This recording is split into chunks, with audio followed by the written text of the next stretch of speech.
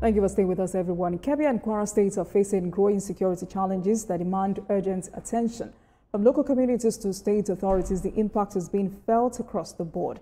And to help us unpack what's happening and why, we're joined by Dr. Tony Ofoyetan, lawyer and DG of the International Institute of Professional Security.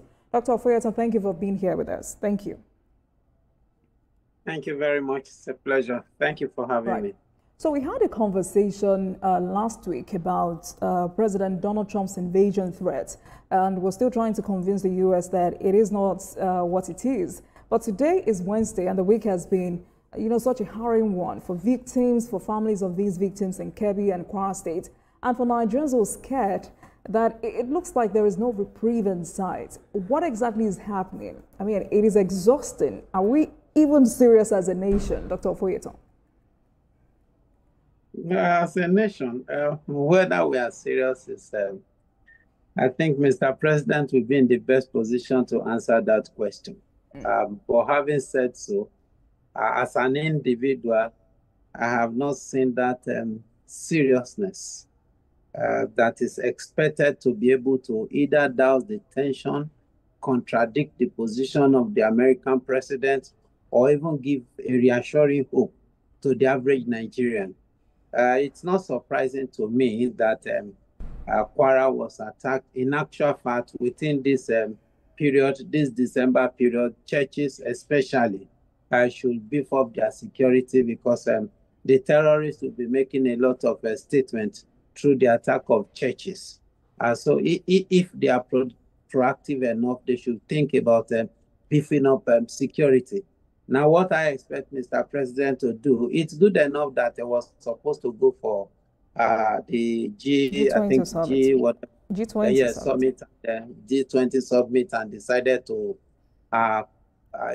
cancel it. But it's not just to say cancel it. No, when you cancel such trip, it's supposed to accumulate in a result, and the type of result I expect is for him to be able to give a 24 hours or 48 hours maximum order to the military to not just the perpetrators, the sponsors. Today, the main problem that the present administration is going to have is that the sponsors of terrorism will re-emphasize, will re-echo, and would re-estrange the position of the American philosophy and belief of the fact that there is high level of genocide in the Christendom in Nigeria. So those that are sponsoring that act of terrorism against Nigeria will definitely go all out against the Christians. Now it has its own political and religious and of course the international dimensions to it. So if Mr. President actually wants to get out of this quagmire, he must now act as the true commander-in-chief that he is. He must understand that there are a group of people that have declared war on the state of the nation called Nigeria and on his government. Now, if he's going to handle it politically, I can bet you that it's going to be the same. What happened against Jonathan, what happened against Buhari is repeating itself, and it's most likely going to continue and at a higher level. So if Mr. President truly thinks that it is worth the while, then he should come all out against the sponsors. I mean, against those that are actually sponsoring this act of terror, irrespective of who they are. They are in the government. They are not outside the government. They are in power. They are in strategic positions. They own money. They have the financial might to be able to do what they are doing. They have the foot soldiers, but the foot soldiers are inconsequential because our military can decisively deal with the foot soldiers, but our military cannot deal with the political class. Our military cannot deal with the infiltrators, those that have infiltrated the presidency, those that have infiltrated the Senate, the House of Assembly, those both at state and national level, those that have infiltrated all the religious circles in Nigeria, those that have infiltrated communities. The military may not be able to deal with all this. So it means that government must come all out. And one person that I think the government should, Mr. President, should reappraise his functionality is the office of the NSA. The office of the NSA is supposed to be a central coordinating unit, an operational strategic unit, a unit that is supposed to, be so strategic. But as it is now, the only thing I've seen is NSA coming out to come and do what ordinarily a PRO should do. Look at what is happening in NSA. Is NSA actually coordinating properly? Is NSA actually doing the job it ought to do? Or is following the normal template that his predecessor has followed and failed woefully? Because what I'm seeing is a repetition of previous templates, security templates, and it's giving exactly the same result. Right. So if the office of the, because the issue is not necessarily change service chiefs and all those stuff like that. The central hub, Mr. President office, and the NSS office. Those two offices. Dr. Ofoyetan. Now, if the NSA, if Mr. President had detailed that, okay, there should be a controlling hub. I remember I said at the wake of his administration that the NSA should ensure the coordination among all security agencies. Proper coordination. But today, what are we seeing? So in the results are obvious. All right, kindly hold on, sir. In a minute, we'll come back to this reluctance to, name terrorism financiers and why these guys are untouchable. Because I'm more worried because, this conversation today is no longer about how organized these bandit groups are. The conversation is no longer about whether we're dealing with loose criminal cells, and clearly banditry has evolved into more structured networks with leadership, financing, and logistics. And it means that these attacks are planned, sponsored, and coordinated. But what exactly are we, shying away from? What are we protecting? I mean, these are poor Nigerians dying every day. We are losing soldiers. Is it that we cannot handle this alone and may need help from countries that have what it takes to flush out these terrorists? Now, whether we cannot handle this alone or we can handle this alone, to me, is going to be secondary. Now, I've said this 1 million times on this platform and on several platforms. The political will of Mr. President, with due respect to him and to his office, I love him so much, the political will is extremely low. He is the commander-in-chief of the armed forces. Interestingly, after the Almighty God in any nation, the next person is the president of that nation. He is so powerful to the extent that he determines even the idol that should be worshipped in his own country.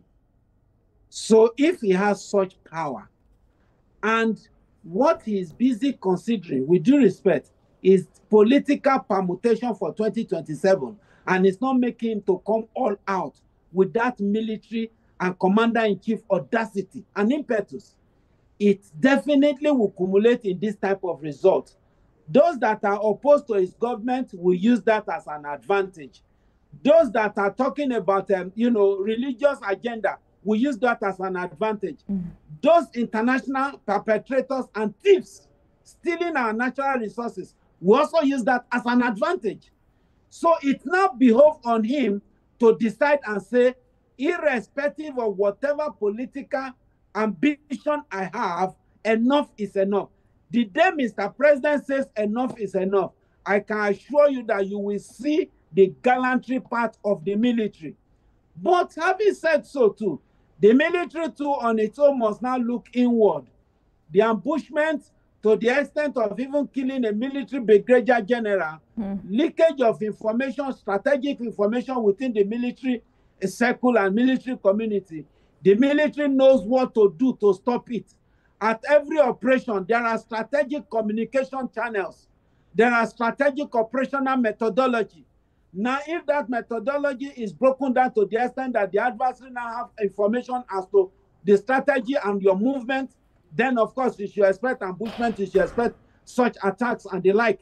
So if the military want to prevent the occurrence of such, they know what to do. Some of these things are not things we actually discuss or analyze on air, but they know what to do. Except for the fact that, maybe those sleeper cells in security agencies have grown.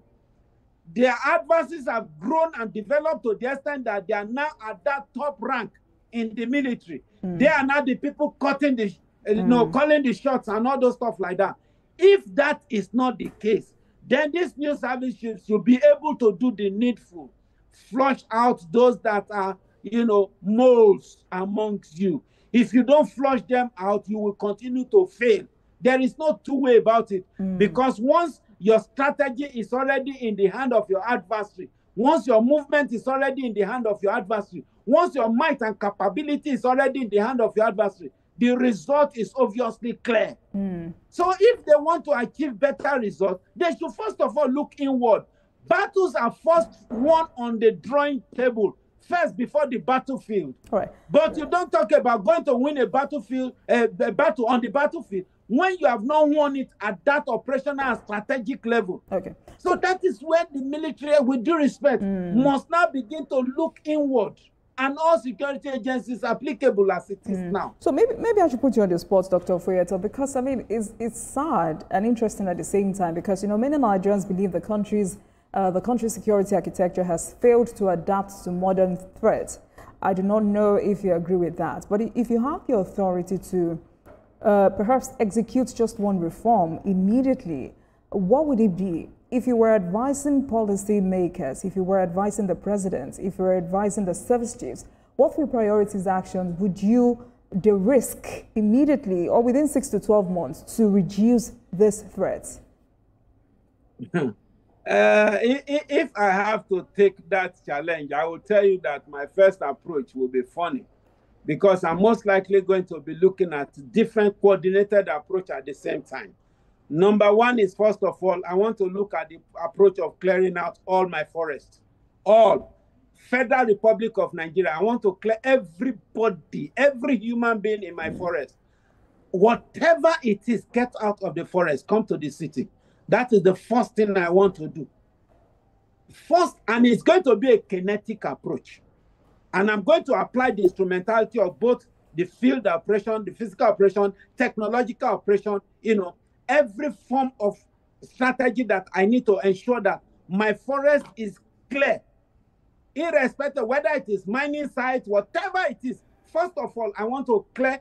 Then once I clear them, I put my military in charge to make sure that no adversary, and I'm ensure that all ungoverned spaces, all communities that have been taken over by adversaries and militants and terrorists, I recover everything. Then, of course, those that are sponsoring terrorism, if there are countries that terrorist financing has passed through, I will disconnect from them. It doesn't make any difference how important they are to my country. I will disconnect because they are my enemies. If they have to kill my people, raise up insurrection, raise up red belt group, raise up terrorist group and banditry, all because of their own selfish advantage, I will cut off diplomatic relationship. Even if it's 20 years, I'll cut it off from there. Those that are my own citizens, that have participated or participating in cooperating with them, honestly, those that ought to be killed, I will kill them. Those that ought to be jailed, I will jail them. It's to the extent that Nigeria will become extremely hot for them. It is only at that point in time where you stand to say that Nigeria is not going to accommodate any act of terrorism, no matter how small.